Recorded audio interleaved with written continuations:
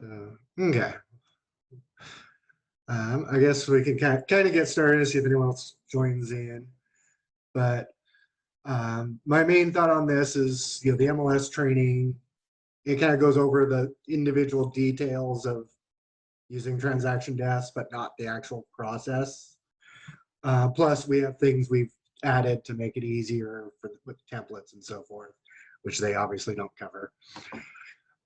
So it's going to go through, the whole process of both the listing and doing an offer. And then if we have time, go into Authentisign, since that's, related to this. Otherwise, we'll do it as a, separate video. So let me go. Okay. So can you see Transaction Desk? Okay.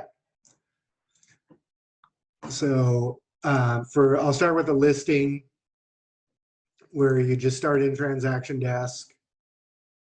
And you're going to go to create transaction. And then the one mistake I see agents making is not choosing one of our templates. So for this, since it's a listing, we'll do residential listing. And since each Transaction Desk keeps everything grouped by, the name of the transaction, you only need to put like the client name or address. So I'll just call this test 1, 2, 3, 4, 5 Main Street. And then you can pull it from Matrix, but I only recommend doing that if it's something you've previously listed. You can pull information from other agents' listings, but then you're going to want to double check everything so that you don't get caught for a mistake they made. And then, or if things have been updated, remodeled and so forth. And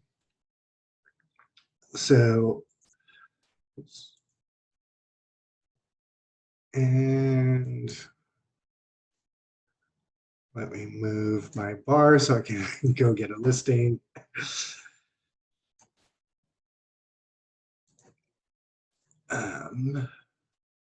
But yeah, what I recommend is doing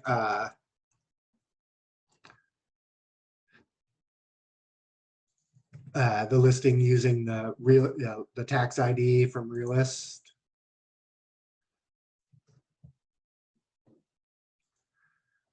And for that, you always want to enter, there's like multiple versions of the tax ID that you'll see, some with different types of dashes for different formats. You'll want to enter in Realist, Snohomish, and then you want to enter in the one that has no dashes, just the number. And then it should already have you as listing broker and use wizard checked. So once we hit create,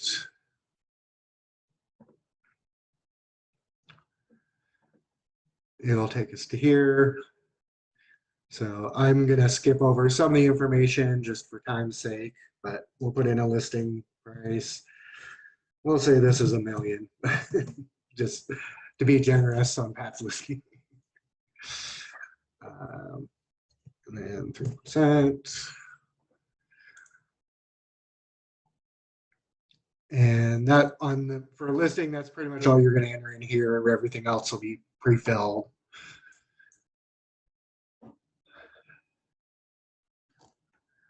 And then the only dates you'll know are listing date.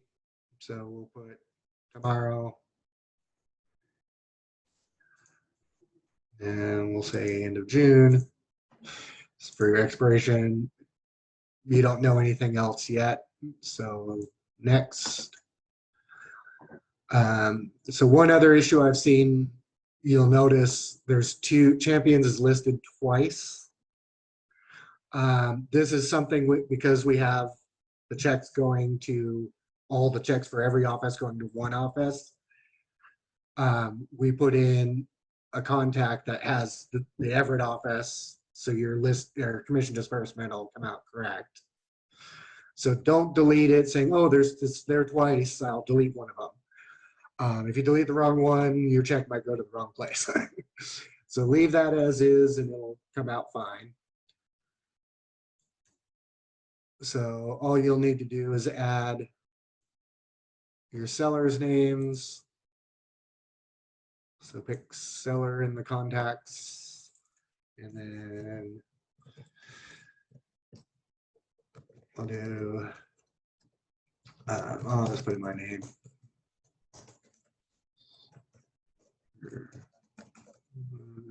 Oh. So do that. If you already have them in your contacts, you can add them from the main contacts. So make sure the bottom here is checked to add to the address book. It should be by default. For the signatures, the only time you would change, like, well, legal name and the signatures is with estates. You'll have, the owner's name who passed away, but then you're going to have like the power of attorney or so forth down here. And also for if it's like a rental property where it's an LLC, you would have the LLC as, usually we'll put in the company name as first name, then LLC as last name.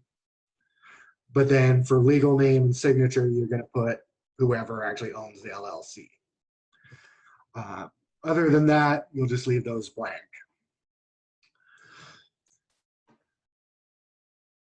Okay, then we go next.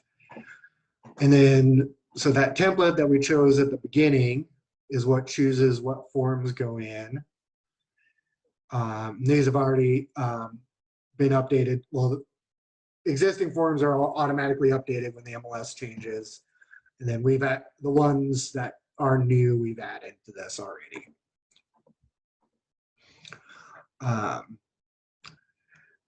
So you'll click on the listing agreement first, bring up your form. Most of it will be filled in already. And I need to see where, okay, I scroll past commission. So we'll just do the standard 6 and then 3. And remember, that's total commission and then selling office commission, not listing commission, selling commission. Not too many people make that mistake anymore, but I have seen that. And then make sure you check, yes, there's a sole owner, and check and make sure they are, and realist, so forth. And then the new transaction desk does auto save, but I always say hit save anyways, just to make sure. And then on this little icon, which if you hover, it says transaction forms. You can click that and go straight to the next form without having to go in and out of the list of forms. And again, most of this is, filled in. If you do fill it in from Matrix, it'll fill in even more. But go through, fill out all your listing form stuff. And then once you have everything signed, you're going to come back to this and click the little box here that says upload listing.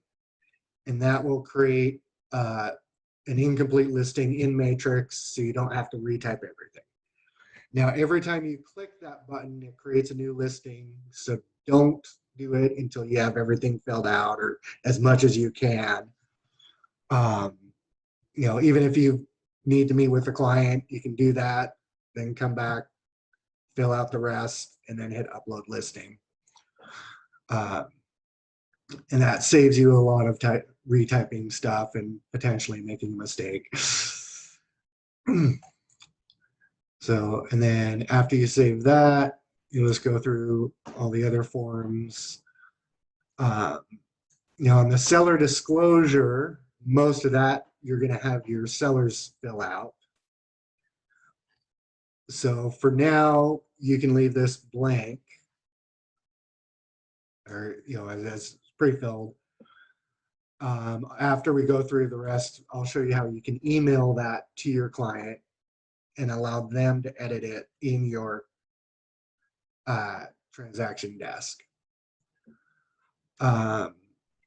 So agency disclosure for listing, we need to have. Buyer's agency, we recommend doing. So if you're gonna also be selling them a new house, you can get all that taken care of right away, and they're your client. And then also remember, you have to fill out the FERPTA, even if they're not a foreign entity, but you don't have to include it in the transaction if they're not a foreign entity. So I'll take a pause at this point. Do you have anyone have any questions? Go ahead and unpause yourself or unmute yourself. So Chris, you said all of these forms are already the new and updated ones? Correct. Yeah, the MLS takes care of that. The only changes we had to make on the purchase and sale, there's a new inspection forms where you're either doing one form for inspection or a different form if you're waiving it. So we had to add those in, but that, we do that the day that they become active. So you guys don't have to worry about it.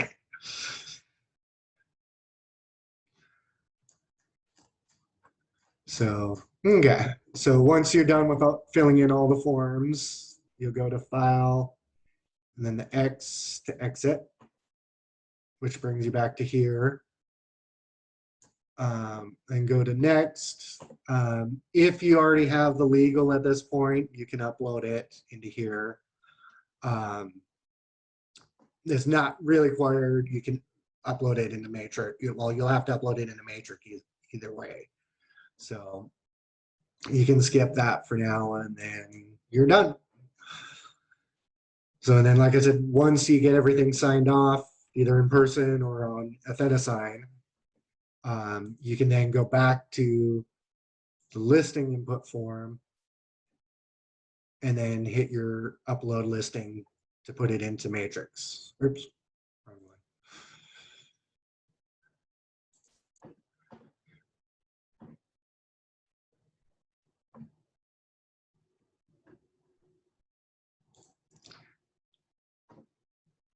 Unfortunately, it's running fairly quickly today. Oh.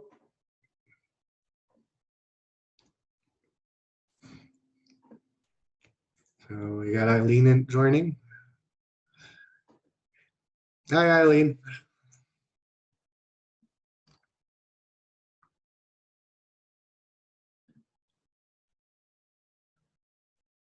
So, okay. So yeah, you click the box here to upload the listing, and then you can go into Matrix and make it active once you're ready, and then fix any mistakes that it finds or missing information.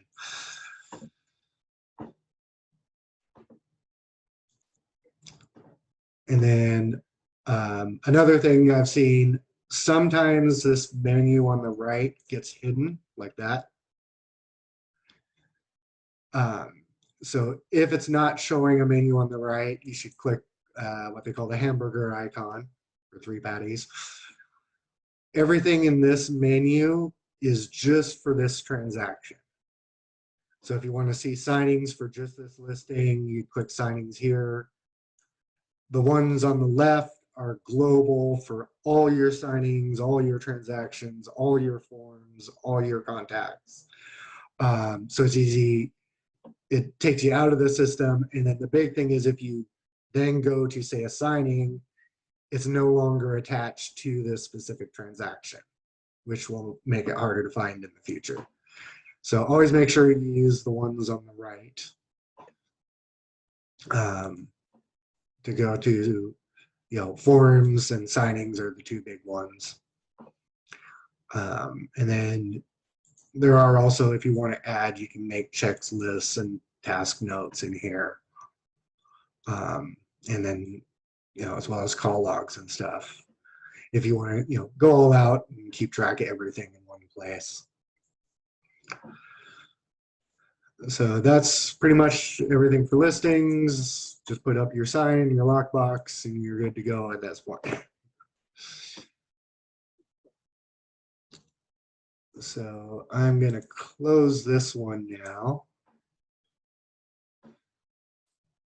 And then I want to make sure you can all see the matrix now. We have a thumbs up that you can see matrix. Okay. So when you're making an offer on a property with Transaction Desk, you're always initially going to start at the listing and click the Transaction Desk here. Again, just like on upload a listing, you only do that the first time. Otherwise, you're going to make multiple transactions. So in the future, you just go to Transaction Desk to find it. So this one is going to have everything filled out except for the template. So we'll just go down to residential purchase and sale. Click create. Oops. I normally change this to put the word offer in so you know which one's the offer and which is good. Either the listing if you're doing double-sided or things that you're going to do later, like addendums and so 35 Rs and so forth.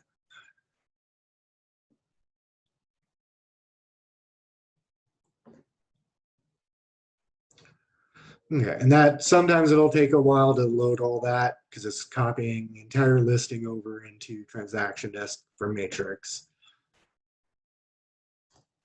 So on this page, all you're going to put in is your offer price. We'll say we're going to offer 700. Oops.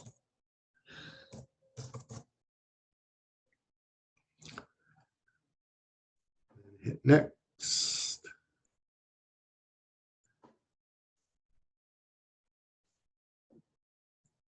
And then, so they kind of changed the wording on this. It might be a little confusing. Purchase and sale agreement date is your offer, what we normally call offer date. And then down here, it's got the mutual acceptance, which obviously we don't know yet. And then usually, if there isn't an offer review, people usually do like 2 or 3 days. If there is an offer review date, then you want to put, I usually do the day after the offer review date for the expiration. So we'll say Monday for this. Then next, and again, it's going to show, at least 2 Champions Real Estates. Don't change those. This one, there's 2 selling firms, one that's just generated by Transaction Desk, and then one we created. Then I'll have the listing broker, the sellers, and then you would add your buyers.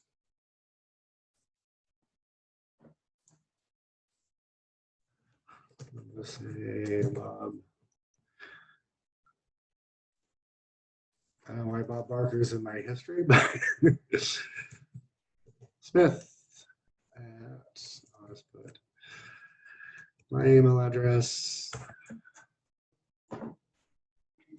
And again, you only need to fill this if it was like an LLC buying it. Everything else will be just auto-generated for you. And then if you have additional ones, you can go ahead and click add again. And then hit next.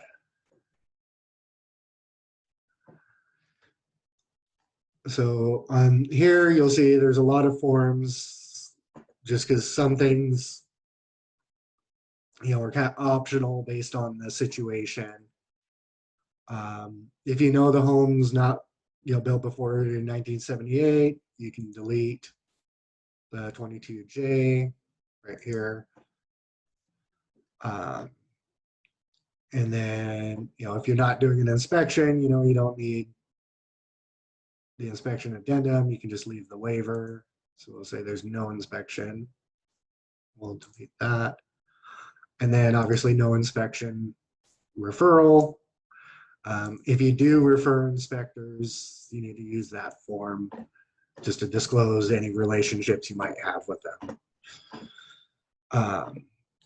And then some of these we include are often provided by the seller or the selling agent. So if you hit next, you can check and see, okay, yeah, we've got the 22K, we've got the FERPTA, we've got Form 17. So you can go just to make sure you don't get confused on which one's which. I recommend deleting them from here as well. Because when you go to do your Authentisign, it's going to show both of them. So it's easy to get confused and accidentally do the right one or do the wrong one.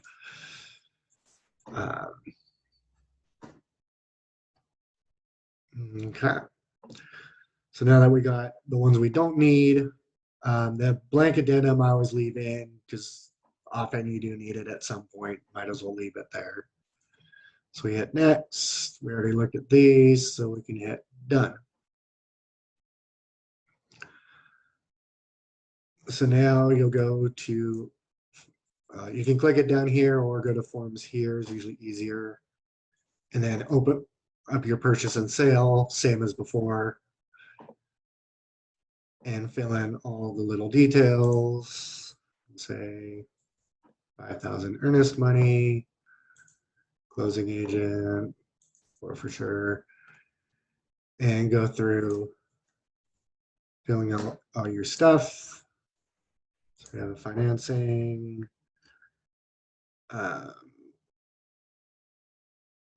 then the new 35Ws in there, way down in the list.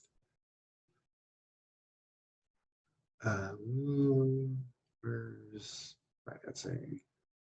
Perfect. Those are optional clauses. Okay, you guys should all know that part. And it's a good thing always double check our firm document address. We keep it same thank you and then put the current year, so it's 2021. If it's like at the end of the year, don't worry about guessing at the new one.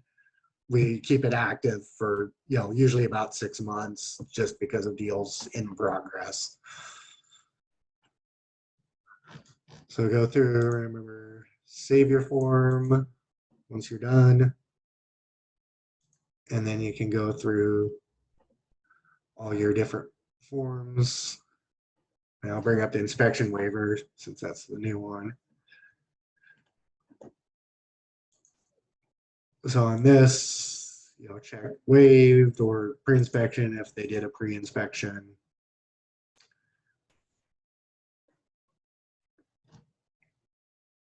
And then save that. Let's go through.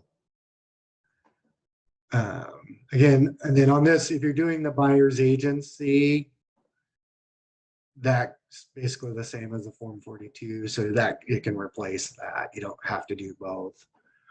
And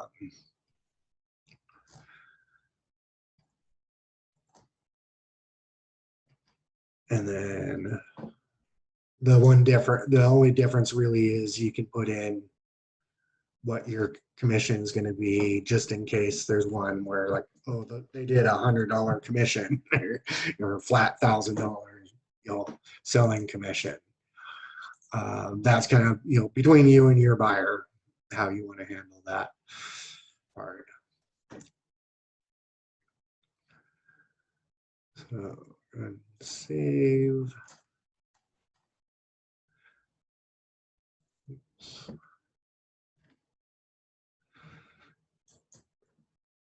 And then I'll go commission disbursement.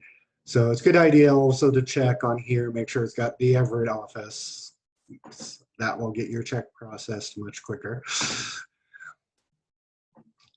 Since most people are in Edmonds right now.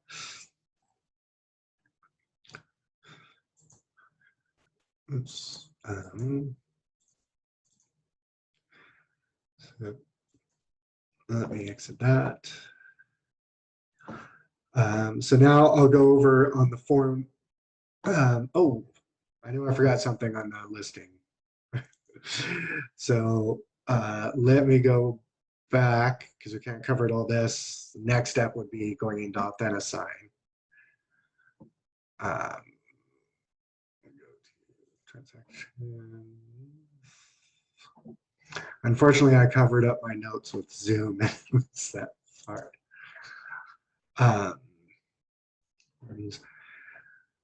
So one of the things a lot of people miss in the training, because they barely mention it in the MLS training. So on either side, you can email forms or documents to your client. So you check it and then click your little basket here. You can also do bulk deleting if you want. And you can check multiple forms and send them all in one email using this. But for the Form 17, you want to send that separately and check the box Allow Editing of Forms. And it does require you to put in an expiration date. So I'd give them a decent amount of time, at least a couple days or so, just so it doesn't expire. And then it should be set as send as a link.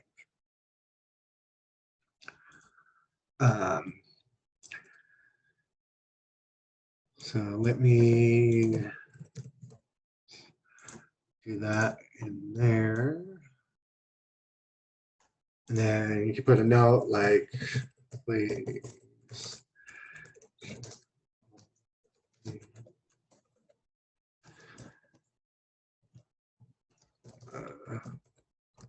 Please seller disclosure.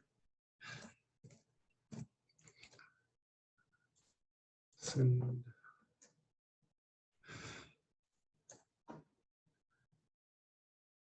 Okay. And then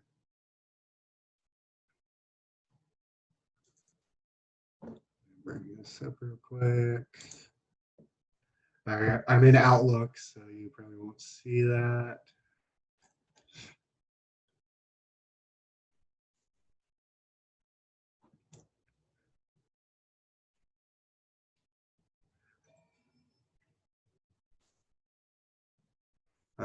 Okay, well, it's being a little slow today, but what your client will get is a link, and then when they click on it, it's going to take them straight to the Form 17.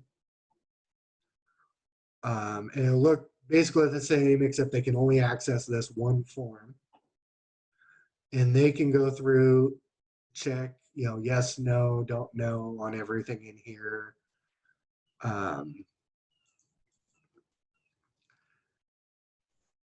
And then they can fill in boxes for like your bill, if there's a septic, when it was pumped, and so forth.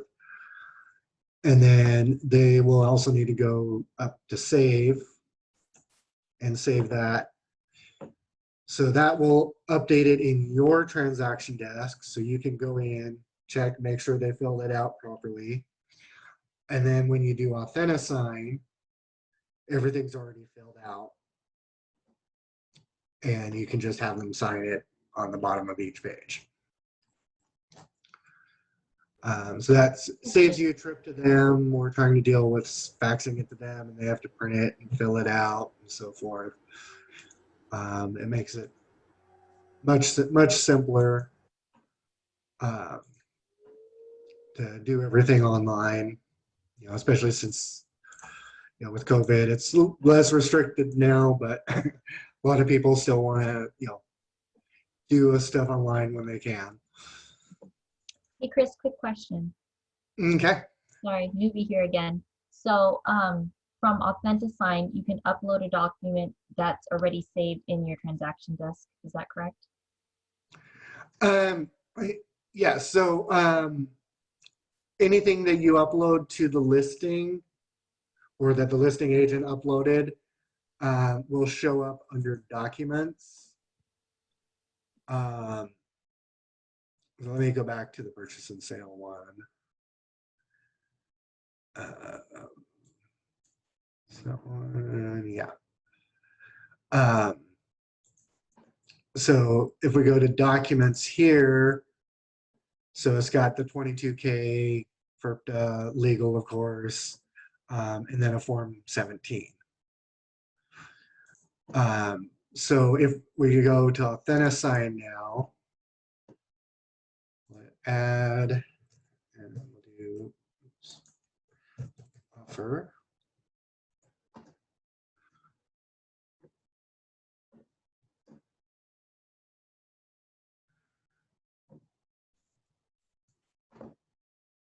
There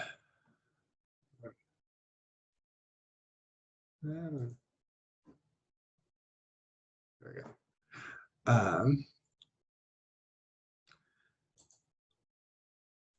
So we'll add our participant.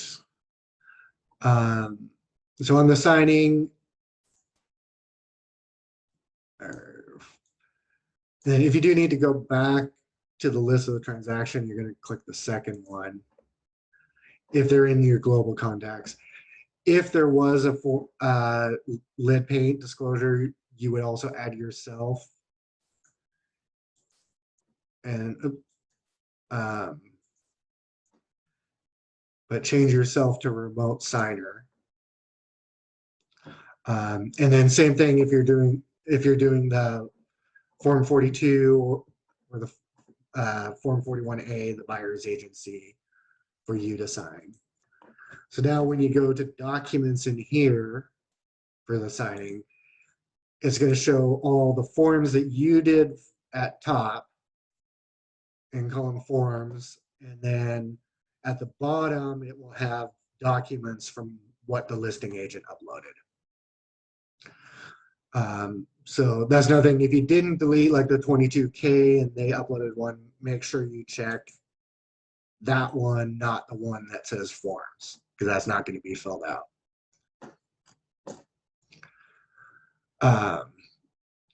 So check that.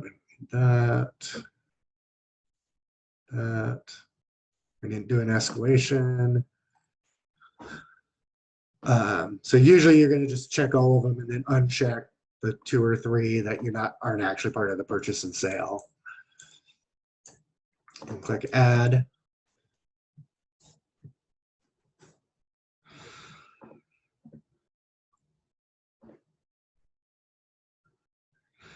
And then this warning always pops up, even if you did everything completely right.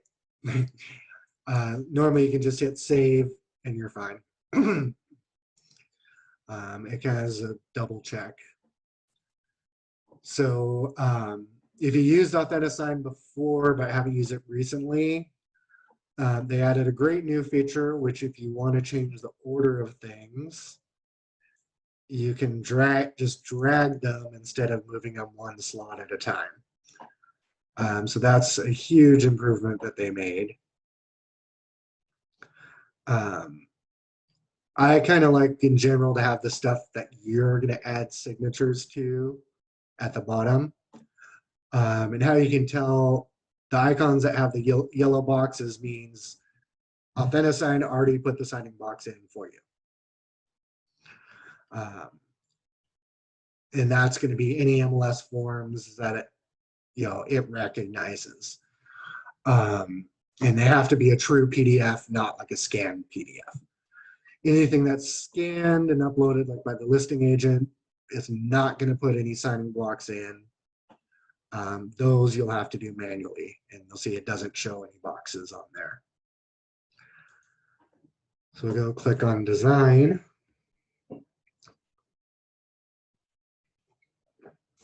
And then make sure you have some coffee or drink ready, because this will take a bit usually.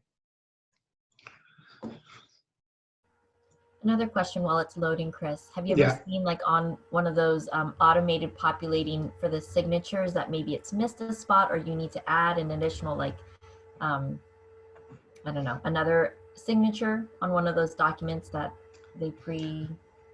Um, so, well, the only time I've seen it missing something, but putting some in, but not everything, is if, say, we had 3 buyers. The forms are designed for only 2 buyers and 2 sellers. So it'll put in the first 2, but you'll have to manually add the third one. The only other thing I've seen, there was one time, I believe it was on the title addendum. The form had changed and they missed updating it in Authentisign. So it didn't add any signing blocks to it at all, and it showed as not adding in there. And then the agency documents, it never adds them to those because there's several possibilities where you're representing one side or the other side or both sides. So it leaves it up to you to put the signatures in to make sure it's done correctly. I do recommend just kind of doing a quick scroll to make sure it did actually add them. That's how I caught the title one, was it didn't do it at all. So we scroll down to the bottom. Okay, so here's our legal. So it'll default to whoever you put in first. And then you just drag the red initial block. All the green ones are optional, so they can complete the signing without actually signing it. So in general, you're not going to use those. It'll always be the red ones, which it's required for them to sign it.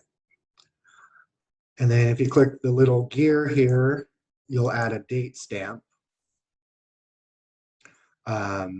Don't use, like, there's a date thing here for a date.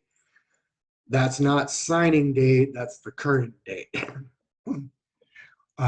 So it can end up being wrong. You see on the ones that have pre-populated here, or sorry, this was done from the other side. It's already, already put the date in, and then on here it's got the auto date. So on the form 22K, this is a common one where it's from this seller, but it doesn't have your buyer's names. So if you go to on here, okay, on signer name, you can just drag their name and put it there. And then if you had another buyer, you would click their name, and then you could also drag that over there.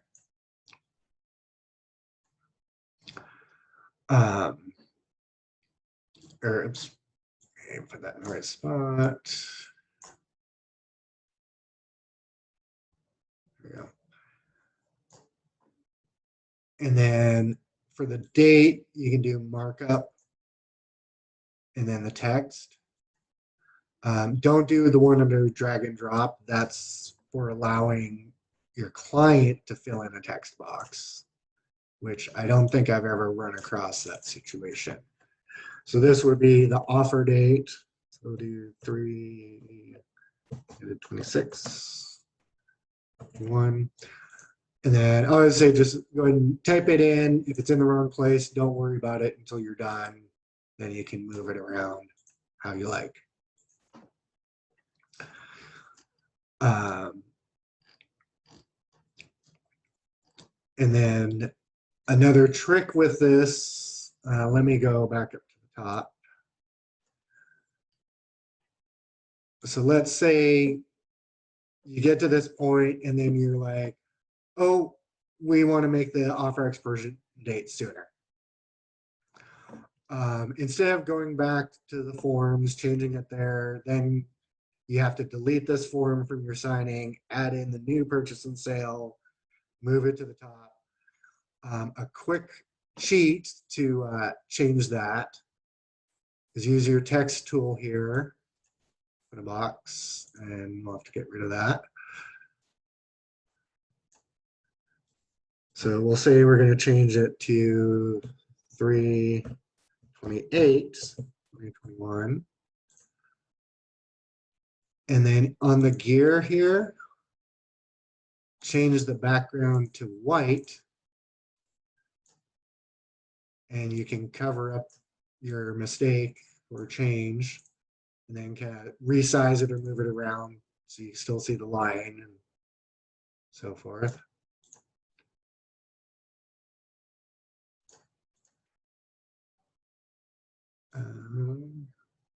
There we go.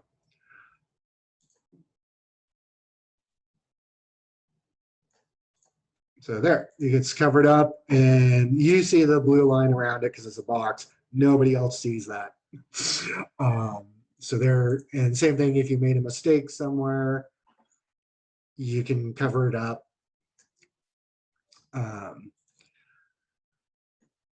And then I also recommend, just because it looks nicer, let's say, oh, I forgot to check possession dates on closing. Instead of doing the check mark where the buyer would actually have to check that, you can do a tiny text box and put a capital X. And then it can be a little tricky, so I'm getting to move. Just move that until it covers up your box. And then there, it's checked. So those are a couple little tips to cover up mistakes without having to redo everything. And then if you're actually changing something, like if they counter back, or like if you were the listing agent on this and you want to counter back, there has to be a record of everything. So instead of doing the text box with a white background, under markup, use your draw line. And then you can just draw a line through something. And then do your text box. So let's say we were the listing agent, we're counter back at 7:25. And remember, it also has to be in words. So 7. And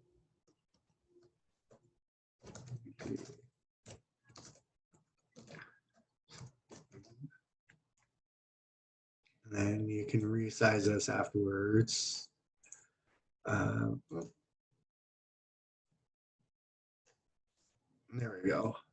And I have seen some people cheat just changing, like let's say they were counting, let's say the offer was 7:25 and we're countering, or 7:20, we're countering at 7:30. You could just cross out the 30 and then put a little, or to the 20 and put a 30 above it. Just to kind of save some room, because then you also have to do initial blocks and stuff around this. But that's how you would redline stuff for countering, without having to print it out. It saves you paper and ink.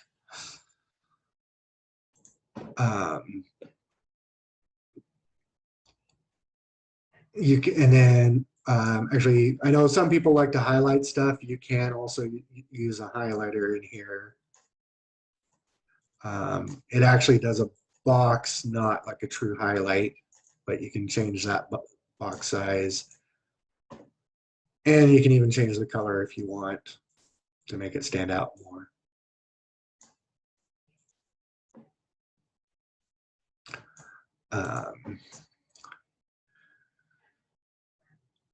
So I think that covers all your initial stuff.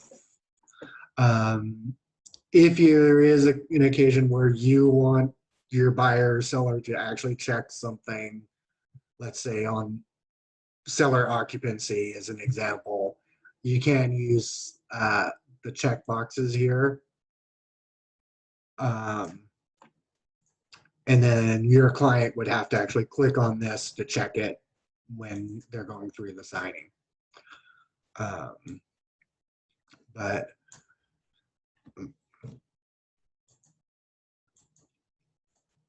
as I said, very few agents actually use those. They'll just go in and check it. But I know some agents like to have their client check some of the really important stuff. So, okay, well, I think this is coming up pretty close to perfect timing. Did anyone have any questions?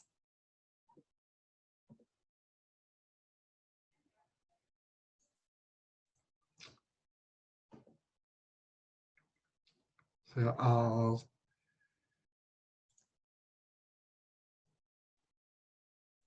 let me go. Oops.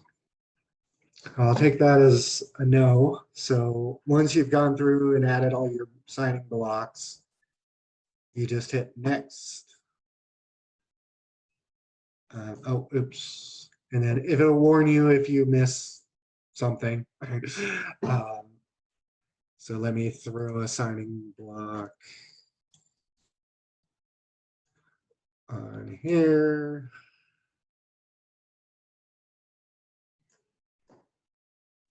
So next. Most of the time people will just hit send invitations, but if you want to customize it, especially the subject, you can put in subject, offer for your new home, and then type in a little message. And I can see someone's trying to chat, but since I'm in screen sharing, it's not showing up. So I'm gonna have to stop the share for a second. Oh, there we go. Now it's popping up. So, okay. So just a couple of people saying thank you and goodbye. So, okay. And then you'd save and then send invitations again. And it'll tell you it's done. Obviously, I'm not going to send it to myself. So, okay. So just double check. Did anyone have any questions? You can go all on mute now if you want.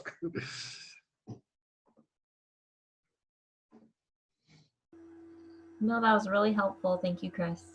You're welcome. And then, yeah, and then I recorded this so we can upload it and people, you guys can refer to it back and other people who missed it can look at it. Okay.